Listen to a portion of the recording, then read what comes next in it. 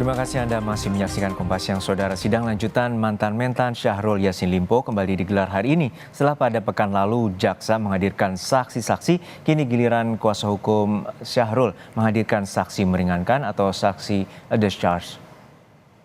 3 saksi yang dihadirkan kuasa hukum SYL adalah Abdul Malik Faisal dan Jufri Rahman yang merupakan ASN yang pernah menjabat di Provinsi Sulawesi Selatan ketika SYL menjadi gubernur.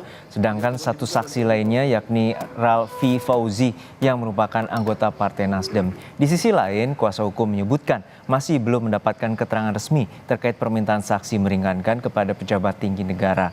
Sebelumnya, pihak SYL mengirimkan surat kepada Presiden Jokowi, Wakil Presiden Ma'ruf Amin, Wakil Presiden Republik Indonesia ke-10 dan ke-12 Yusuf Kala, dan Menteri Koordinator Bidang Perekonomian Airlangga Hartarto untuk menjadi saksi meringankan. Lebih lengkap soal jalannya persidangan hari ini akan disampaikan langsung oleh jurnalis Kompas TV Nanda Aprilianti dari Pengadilan Tipikor Jakarta. Nanda, hingga saat ini apakah sidang sudah dimulai, lalu siapa saja saksi yang pertama untuk memberikan kesaksian yang meringankan bagi SYL?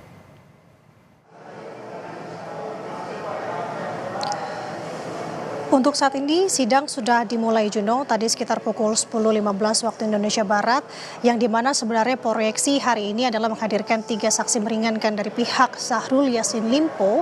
Namun kenyataannya di muka sidang saat ini yang hadir adalah sebanyak 2 saksi, yakni saksi pertama Abdul Malik Faisal, yakni staf ahli Gubernur Bidang Hukum Provinsi Sulawesi Selatan. Kemudian ada Rafli Fauzi yang disebut, kalau kami mengutip apa yang disampaikan oleh kuasa hukum Syahrul Yassin Limpo, Jamaluddin Kodubun, adalah anggota Partai Nasdem. Nah, sedangkan satu saksi, Jufri Rahman, ini tidak dapat hadir karena belum dapat izin dari atasan. Begitu yang kami terima tadi dari fakta yang ada di muka sidang.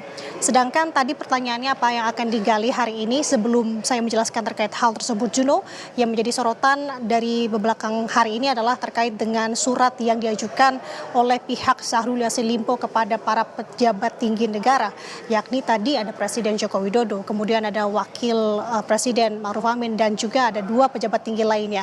Ini sudah terkonfirmasi tidak hadir, seperti halnya dari Presiden sendiri. Dari staf khusus Presiden RI bidang hukum Dini Purwono, ini menjelaskan sebenarnya Presiden tidak memiliki kapasitas untuk memberikan tanggapan ataupun komentar apapun terkait dengan tindakan pribadi para pembantunya. Sedangkan kami juga sudah mencoba untuk mengkonfirmasi hal ini kepada pihak jubir Airlangga Hartarto, yang menyebut bahwa saat ini yang bersangkutan tengah melakukan dinas ke luar negeri, tepatnya ke Rusia.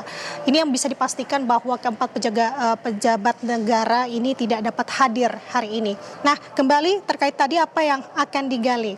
Sebenarnya kalau kita melihat hari ini porsi-porsi atau kapasitas dari saksi seperti tadi, ada dari aparatur sipil negara, yakni Abdul Malik Faisal yang merupakan pejabat di Pemkot Sulawesi Selatan.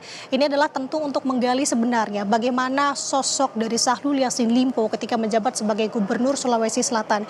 Kita tahu, Juno, sebagai informasi di sini, bahwa Syahrul Yassin Limpo menjabat sebagai kepala daerah di sana cukup lama, 25 tahun. 10 tahun diantaranya adalah ia menjabat sebagai Gubernur di Sulawesi Selatan. Nah, ini yang akan digali oleh pihak dari kuasa hukum Syahrul Yassin Limpo kepada saksi yang meringankan di sini, seperti apa watak, karakter, hingga perlakuan yang diterima bawahannya, seperti Abdul Malik Faisal ini ketika Syahrul Yassin Limpo menjabat. Sedangkan sampai dengan saat ini masih satu saksi, yakni tadi Abdul Malik, yang terus digali pertanyaan dan juga digali keterangan baru dari sisi kuasa hukum Syahrul Yassin Limpo. Kita akan nantikan bagaimana tentu yang akan didalami lagi untuk saksi lainnya, yakni Rafli Fauzi. Nah, kalau kita melihat sejauh ini sudah panjang sekali, Juno, rangkaian persidangan dari Syahrul Yassin Limpo. Seperti halnya di minggu kemarin, ada beberapa pihak yang dihadirkan, keluarga dan juga dari Bendahara Umum Partai Nasdem Ahmad Syaroni, yang kalau saya simpulkan di sini, kalau menurut apa yang disampaikan Ahmad Syaroni di muka sidang kemarin, bahwa pihak ini sebenarnya sudah mengembalikan uang senilai 860 juta rupiah. 820-nya ini merupakan dana yang diniatkan untuk bacalek partai, sedangkan untuk 40 jutanya ini adalah sumbangan bencana alam yang diserahkan Syahrul Yassin Limpo kepada partai. Nah, ini sudah dikembalikan. Begitu yang menurut kami kutip kemarin di sidang lanjutan Syahrul Yassin Limpo. Kemudian juga kalau dari keluarga Syahrul Yassin Limpo sebenarnya banyak sekali yang bisa dikutip, namun yang menarik di sini adalah terkait dengan Kemal Redindo, putra dari Syahrul Yassin Limpo yang mengaku telah mengembalikan juga uang Kementan untuk renovasi kamar, tiket pesawat hingga aksesoris mobil. Nah, ini juga menjadi menarik, Juno. Kenapa? Karena sebenarnya ini bisa menjadi dakwaan baru yang informasinya akan didakwakan kepada Syahrul Yassin Limpo terkait dengan TPPU.